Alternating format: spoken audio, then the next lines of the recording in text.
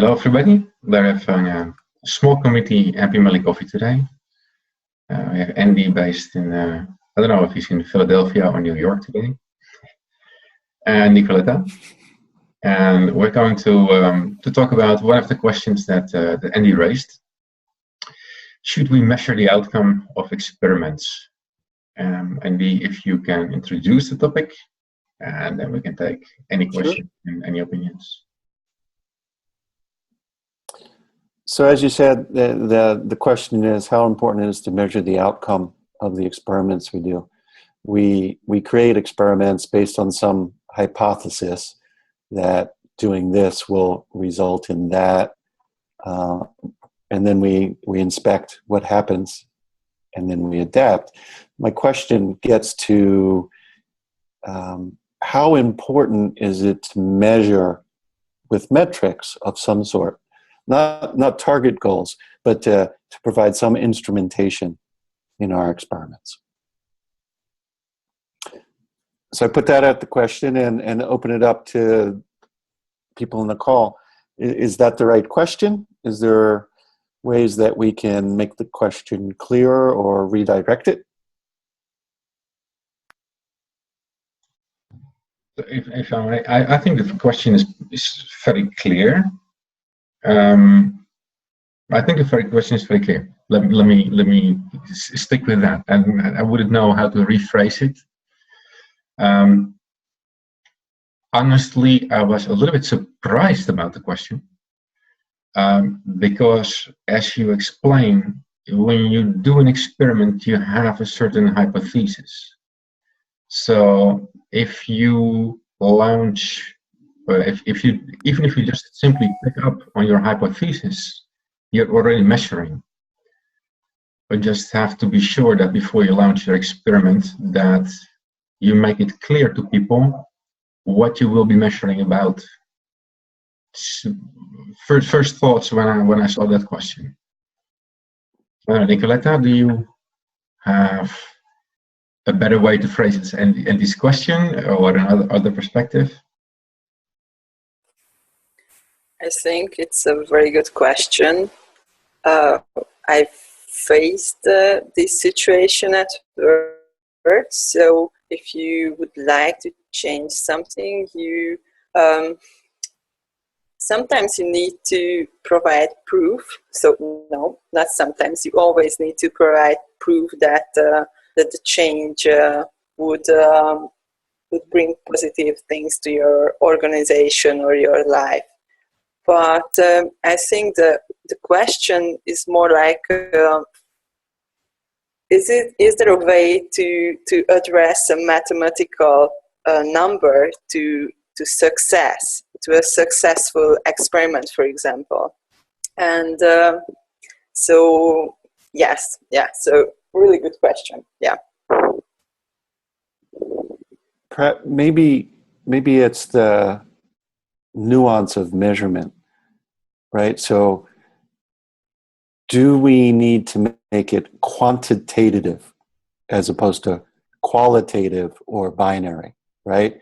The question is, we have a hypothesis, and it could be falsifiable. Will this make people happier? Yes, no. Is that enough of a measurement? Or in the organization, does the organization say, no. It's not yes or no. I want a control group. I want metrics. I want data. How are you going to tell me that people are happier, right?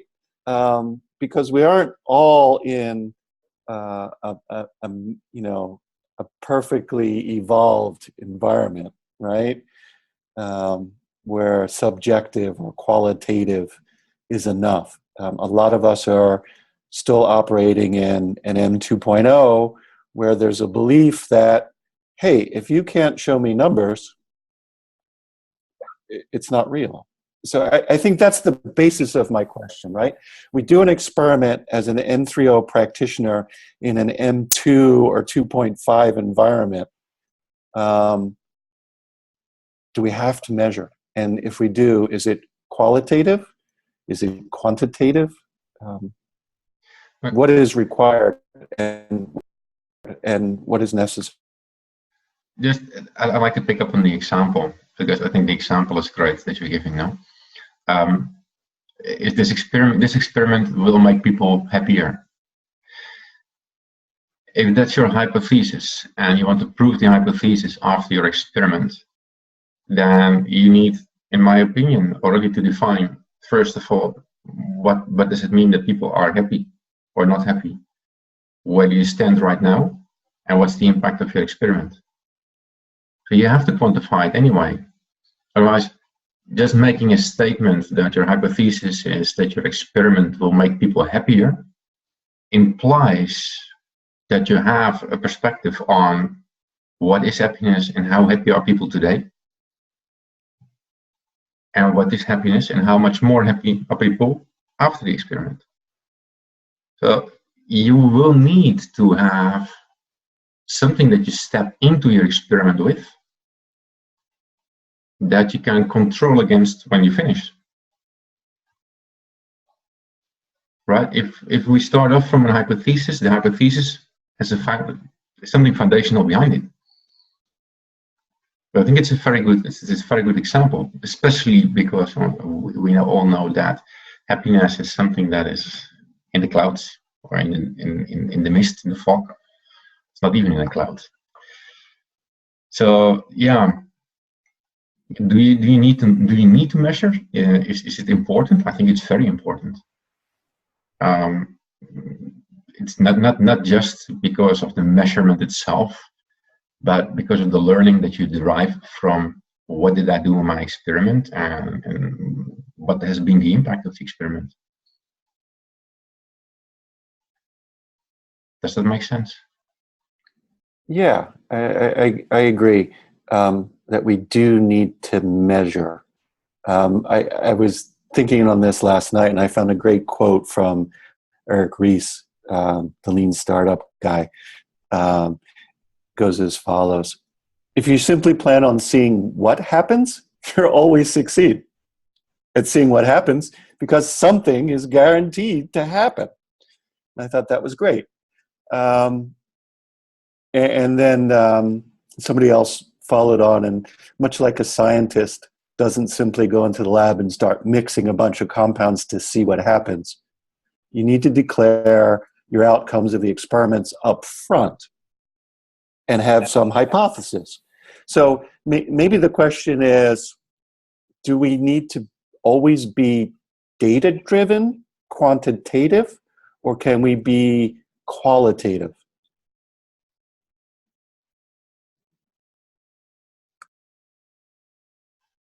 I'm curious, Nicoletta, because you mentioned the need to have data. What in your world, what would happen if you ran an experiment that had a hypothesis that you could measure somehow, but not mathematically? What would be your experience? Yeah, so the example with happiness is very unique because it's very hard to measure in a mathematical way, I think. So you can come up with a survey and put different questions, and people can answer, and you can come up with some sort of a baseline, and we can call that it will be a mathematical equation. If that number goes up, people get happier. If that goes down, people get I don't know, sad. But that's not really. So with my engineering background, so it's not that easy. We love equations and mathematics, but measuring feelings and happiness and reaction of people, it's not like, I don't know, measuring the tensile strength of steel. So I think it requires a completely different approach. Yeah, I agree. But I think qualitative measures are good as well. But I also know that in a world of engineers, I mean, my daytime job is with Nokia. The 80-90% of the people are engineers. So you try to launch something that's called, let's try to play something that's called moving motivators.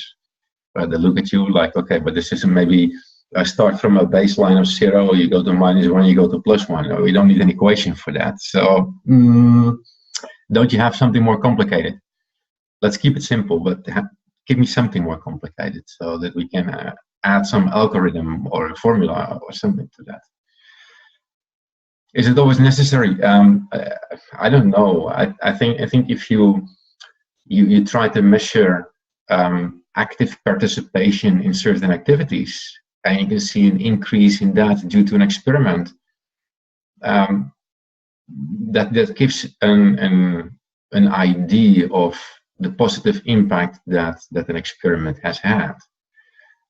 If nothing changes, you still get only the same people responding in the same way, then maybe you should rephrase your hypothesis or try to run another type of experiment. But these kind of measures, I think, are very important, especially in the current business world. No? Though, and I acknowledge that as well, Nicoletta, it's very widely not yet accepted. It's not common practice, unfortunately.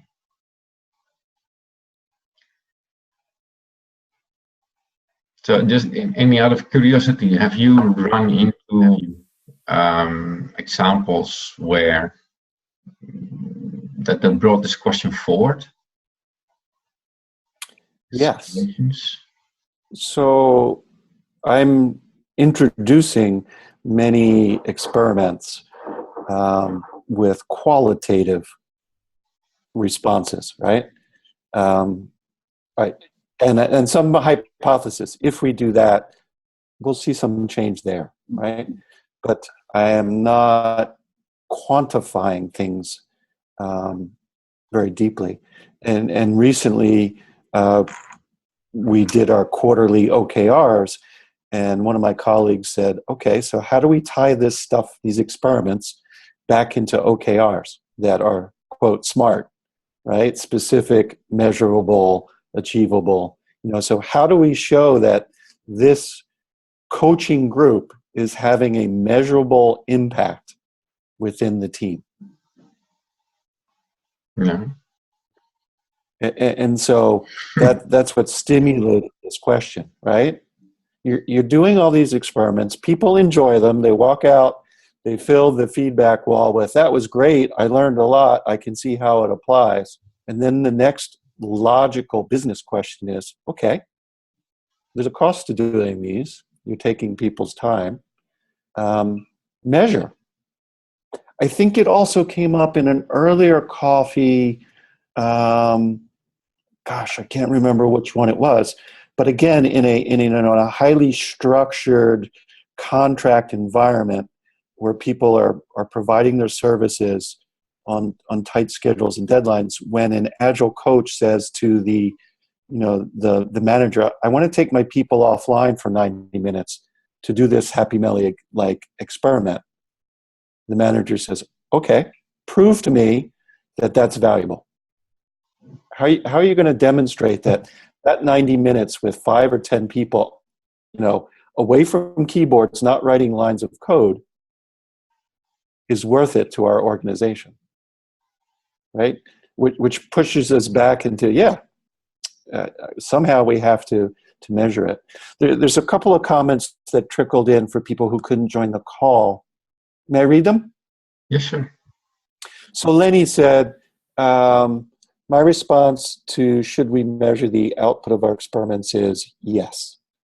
We need to get more intimate with the data output of our experiments in order to create better experiments. We can't engage in a conversation with Lenny, but he's brought in data and output.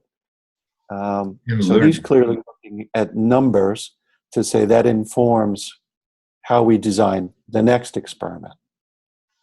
But it's not necessarily numbers. He said he talks about data, and he talks about learning to design better experiments.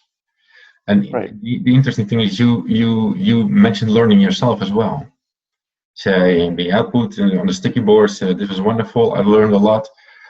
So maybe and one of the measures that you can stick on it is how many people apply the learning in their day-to-day job. Because just stating that you learned a lot, going back to your desk and start doing the same as you did it before, then you can say, hey, the change hasn't followed through. No, it's you light a candle and you blow it out.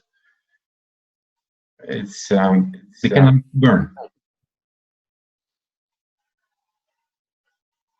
But I hear what Lenny is saying, and I think it's important, and I also think that once you run a first experiment, and I think Vanessa has written an article about starting small and include yourself when you run experiments. And why is that? Because you can learn. What you can learn is design better experiments. But if you focus on it and you take your question and on top of that, you can also learn how you quantify the outcome. I think it's a learning process. Well, the key word for 2016, maybe run experiments and see what happens. But if at the end of 2016 we have run 50 experiments and we're still just running experiments for running experiments, there's something we don't do right. By then we should be able to design better experiments, convert experiments and experiences that will help people to change or to situations to improve.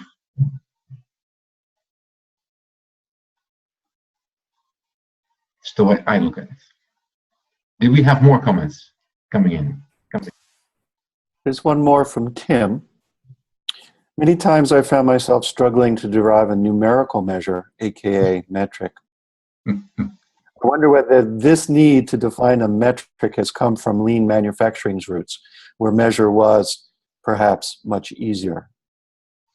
Good question. Yeah. Or maybe I just still have more to learn. Right now, I'm promoting a principle at my work that soft measurement is okay. Value is a personal thing. So maybe sometimes we should just go ask a person and be happy with the measure of their feedback and not seek to reduce it to numbers. Yeah, I think if in that example you mentioned, if your coaching people are responding like, I love your workshop, I think this is very useful, this alone is qualitative measurement. Because if your coaching or sessions are not good, they would respond like, I'm not so sure, maybe I can use it or stuff. So this alone can be quantified like 5 positive, 2 negative, or something like this. But the need for metrics is, so this could be from lean and manufacturing. So there in a factory, you must measure things, and you can't measure things. It's not about people and their feelings and their impressions and their motivation. It's pieces of product going through the assembly line or something. So it's completely different. Yeah, it's inventory, consumption, it's output, it's throughput, it's waste. You can measure a million things in a manufacturing environment. But I think we are now in a century where people are at least not considered part of the production line itself anymore. No, so that makes it a bit harder. So I think it's an interesting topic. You can go many ways with this. But I think Tim is making a good point. I think, and he's somewhere right. I think our urge to quantify, to have data supporting the identification of results from an experiment is really something that comes from the 20th century. comes from the industrial revolution, where you could measure those kind of things. But how do you measure creative workers? What's the output of a design thinker? What's the output of a web designer? I mean, is it the number of pages he created? Or is it the number of interactions that people have with the web page? The time that people spend on the website? Whether it's good or bad, it can be because they really want something but they can't find it, which is bad design, or it's because it's so wonderful that they don't want to go away. So it's much more difficult, I think, in the world that we live in right now, to quantify these things. And there's where the soft measures must get a place, almost. And the individual is more important. An individual can have values, beliefs, behaviors that are either in sync with what you would like in your company or not, but they're personal. It's what Nicoletta says. Yeah, maybe the best thing probably is to still walk around, but I would do that a little bit after you run the experiment, not immediately after, still to see if the result sticks. It's not just the result at the moment, and this is also one of the things that I have with training. Many people go to training or they teach themselves things that they find interesting, and then what? What do you do with that? If I would be a coach, if I would be a trainer, I would probably in my services that I would offer to somebody say, hey, I'm coming to check in on you in 6 months. Just to verify that what I tried to work on with you indeed has had a result. Because somebody walking away saying, hey, that was good, I learned a lot, and then don't use it, would not satisfy me. You know, the experiment also, and I think this is what Vanessa was also meaning, include yourself in the experiment. Even if you think that you're running an experiment for somebody else or for improvement of a situation, make sure that you first try to improve a situation where you're self-involved, that you can feel the output. And then back a bit to what Annie is saying, I think then you can, what Lenny was saying, you can more easily learn how to quantify this kind of the output of experiments. I don't have a better answer. No, that's a very good answer. There's one other related question that comes to mind, and I'll put it out there and get response from all of us if it's appropriate or relevant, right? And I question whether it's relevant because I'm still thinking like a scientist with chemicals or an engineer with an experiment. In that model, you have a control group, right, where you don't change a variable. So you can tell if the experiment and the change you make is actually working something. Is there an equivalent in the experiments we do? Do we need to consider a control group? Do we care? Or we just have a falsifiable or a testable hypothesis and we go?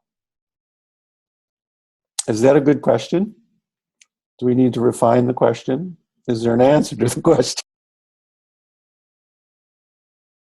I think, and sorry, Patrick. No, go ahead. So I think an engineer has an easier job because when you're conducting an experiment there, you experiment with properties that signify that material or stuff. And so, for example, again, the engineering example, tensile strength is a really good property of steel. So if you do anything with it, so you, I don't know, put it in acids or something, you can measure if that significant property gets better or gets worse.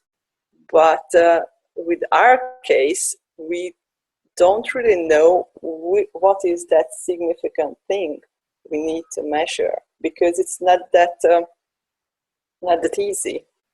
I think we are not as clear on the properties of the subjects of the experiment as when you have a physical material.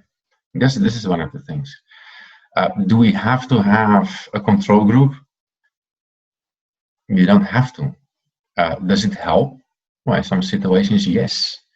But again, one of the tricky parts I think that you'll have to work against is that if you want to use a control group, you have to be sure that they get exactly the same thing to do. Because if not, people are people, and they will say, "Ah, that's great that you showed that the throughput of the team gets higher when they work in an agile way, for example, but that won't work here. We do different things." So, yeah, control group, great. But I would take one team, split it in two, and say, you both keep on doing what you're doing, but you do it that way, you do it that way. Because according to my hypothesis, you will be faster, a bigger throughput, more happy, more productive, more effective, more collaborative, whatever.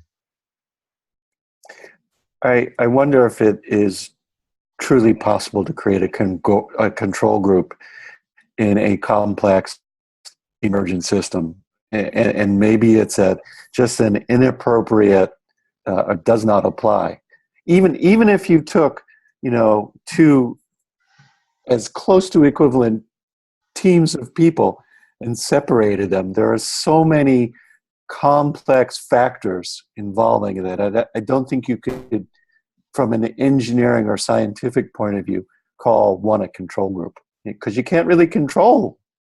You don't know enough about the system. I'm going to throw the question out. I'm tempted to, because I don't think, now that I'm working through this with you, that you could possibly create a control group. You use twins. You put one part of the twin in one group and the other part of the twin in the other group. It's probably the closest you can get. I need 5 pairs of twins to create 2 Scrum teams. Yes. Yeah, actually, I think psychologists who watch this video will be very angry with us that we concluded in this. So we have to define an experiment to make the psychologists happier, no? Yes. One of the groups, which are the theorists, as a control group for the other one. And by the way, when I used to take chemistry classes, the trick really was, without hypothesis, just throw things together and see if it explodes. There was no saying it will or it will not.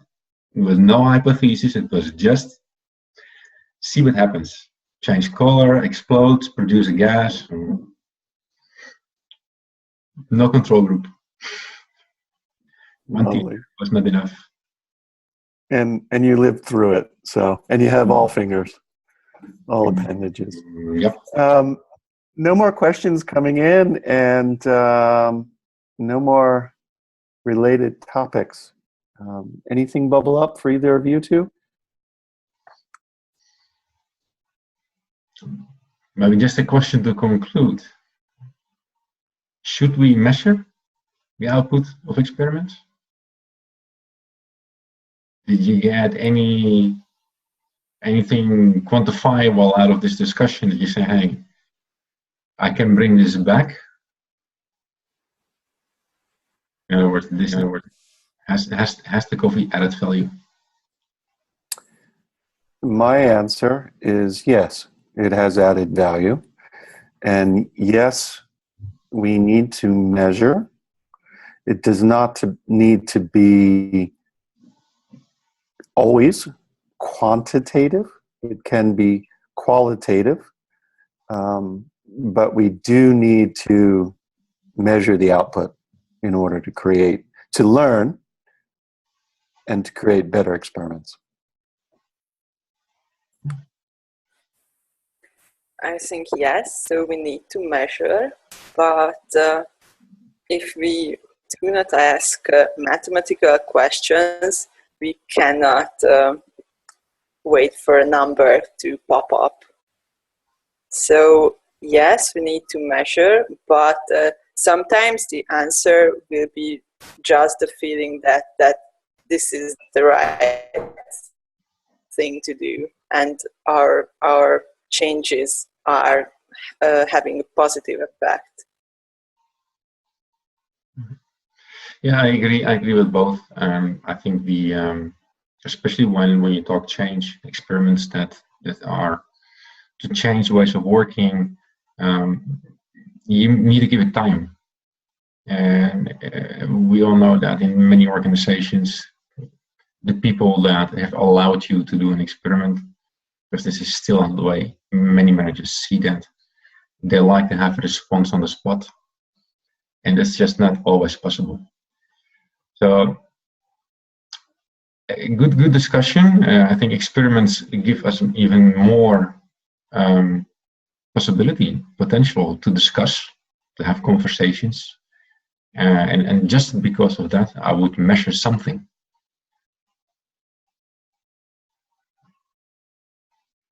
Okay, we do a time measurement. Our time measurement says that we're on for almost 35 minutes. I don't know if that was the time that we set in our hypothesis, but it's a good time to close up.